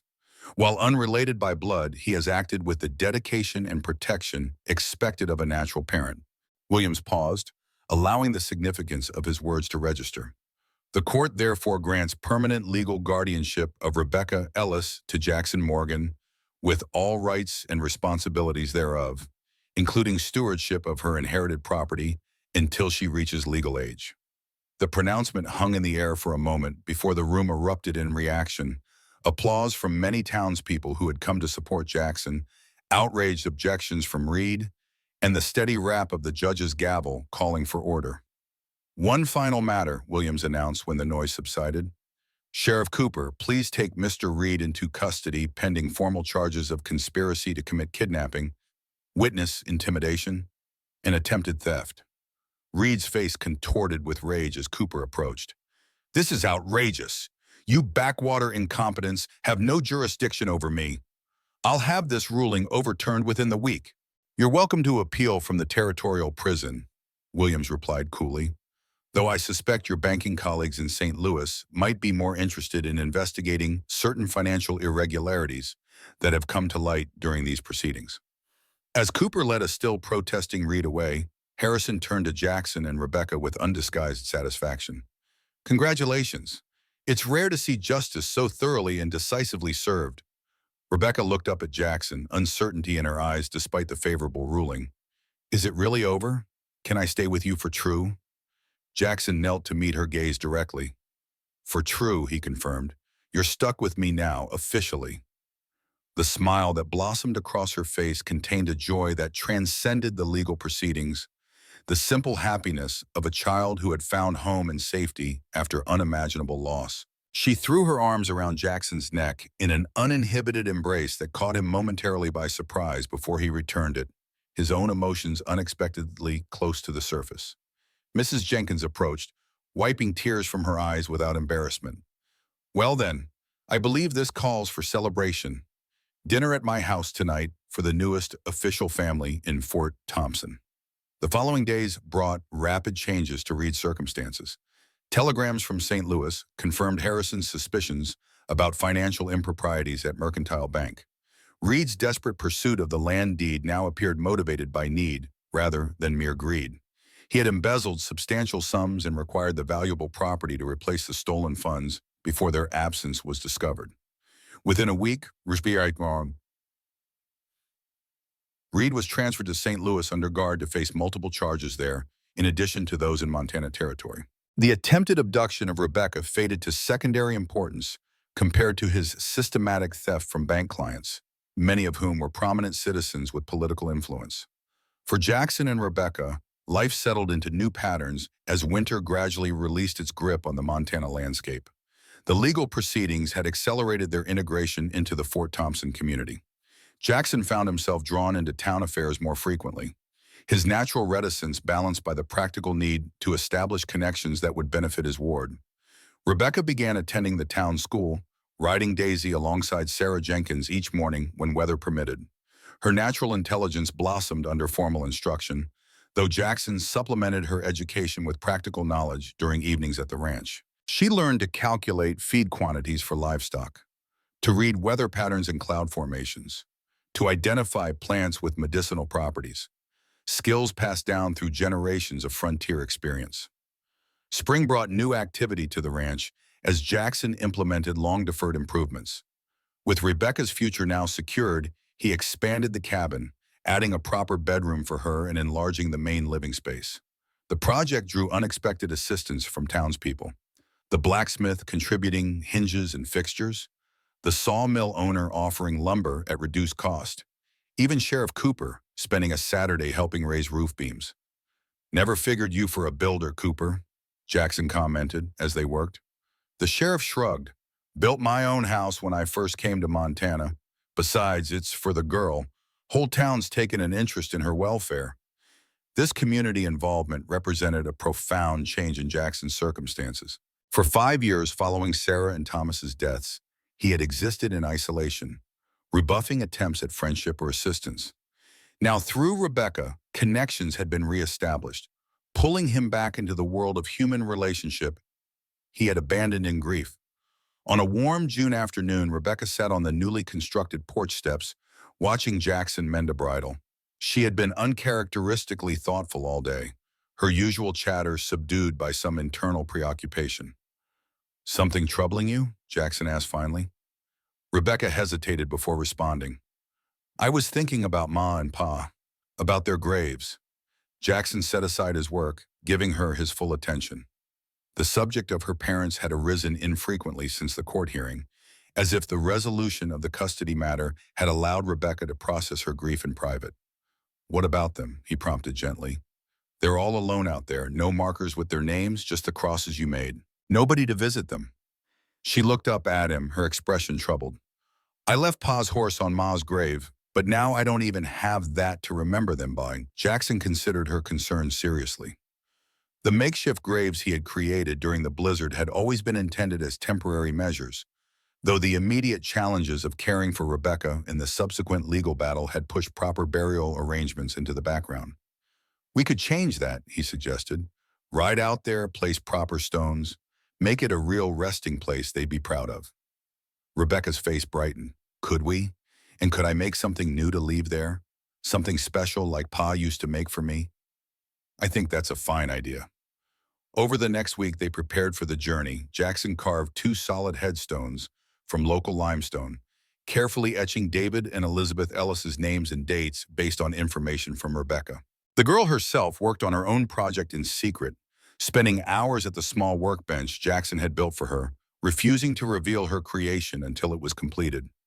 They set out on a clear morning in late June. The prairie transformed from its winter barrenness to a lush expanse of wildflowers and knee-high grasses. Rebecca rode Daisy with newfound confidence, managing the mare independently over the rolling terrain. Jackson had loaded the headstones onto a pack horse, the substantial weight requiring careful balance across the animal's back. Finding the gravesite proved challenging after the landscape's seasonal transformation. What had been distinct landmarks in the snow-covered terrain now blended into the uniform greenery. Jackson relied on his frontiersman's sense of direction and specific features he had noted during their original journey: a lightning-struck pine visible on the distant ridge, the particular curve of a creek bed that had been frozen but now bubbled with spring runoff. They located the graves near midday, the wooden crosses Jackson had fashioned still standing, but weathered by months of exposure.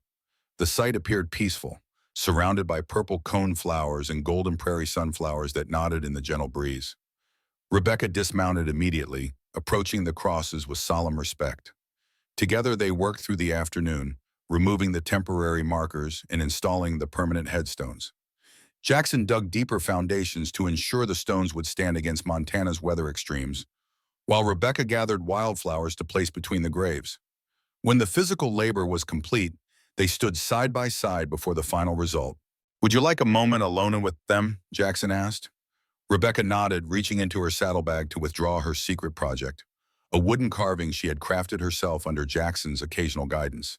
It depicted three figures: a man, a woman, and a child, standing together with hands linked. Though crude by adult standards, the carving displayed remarkable attention to detail for a 7-year-old's work. Jackson retreated to a respectful distance, tending the horses while Rebecca knelt between her parents' graves. He couldn't hear her words, but the intent posture of her small body suggested she was speaking to them, sharing news of her life and introducing the family that had taken her in. After several minutes, she placed her carving at the base of her mother's headstone, securing it with small stones to prevent the wind from claiming it. When she returned to Jackson, her expression was peaceful, the burden of unresolved grief visibly lightened. "I told them about you," she said simply, "about our home, about Thunder and Daisy and Mrs. Jenkins and Sarah, about school and the judge making it official that you're my guardian now." "I'm sure they were glad to hear it all," Jackson replied. Rebecca nodded. "I think they would like knowing I'm safe, that I have a family again." She hesitated, then added with childish directness, "I told them you're my father now, not just my guardian. Is that all right?" The question caught Jackson unprepared, stirring emotions he had carefully managed since making his impulsive vow in the snowdrift months earlier. Legal guardianship was one thing, a practical arrangement sanctioned by territorial authority. Father carried deeper implications, a relationship that transcended legal formalities to touch the heart of personal identity. "If that's how you see me," he said carefully, "then I'm honored by it." Rebecca studied his face with the penetrating gaze children sometimes possess. "You promised you'd be my father. The very first day, in the snow, remember?" "I remember." "Did you mean it then? Or just saying it because I was scared?" And alone, the directness of her question demanded equal honesty in response. Jackson considered his words carefully before answering. "When I found you, I made that promise without really understanding what it meant. I knew I had to keep you safe, get you warm. Beyond that, I wasn't thinking clearly." He paused, gathering thoughts that had been evolving over the months of their life together. "But now, after everything we've been through, I understand better. Being a father isn't just about protection or provision. It's about helping you grow into the person you're meant to become. About being there through good and hard times alike. About a bond that can't be broken by distance or even death." He gestured toward the graves. "Your parents will always be your parents. Nothing changes that. But if you want me to be your father too, in heart as well as law, then that's what I'll be, for as long as I live." Rebecca considered this, then nodded with the serious deliberation of a child making a lifelong decision. "I want that, and I'll be your daughter, not just your ward." "Then that's settled," Jackson said, his voice rougher than usual with suppressed emotion. They mounted their horses for the journey home, the afternoon sun warming their backs as they rode west. Behind them, two graves stood properly marked and honored, a chapter of life acknowledged and respected. Ahead lay the ranch, no longer simply Jackson's homestead, but their shared home, the foundation of a family rebuilt from tragedy's ashes. As the familiar silhouette of the cabin appeared on the horizon, Rebecca turned to Jackson with unexpected insight. "We needed each other, didn't we? Both of us were alone before the snow."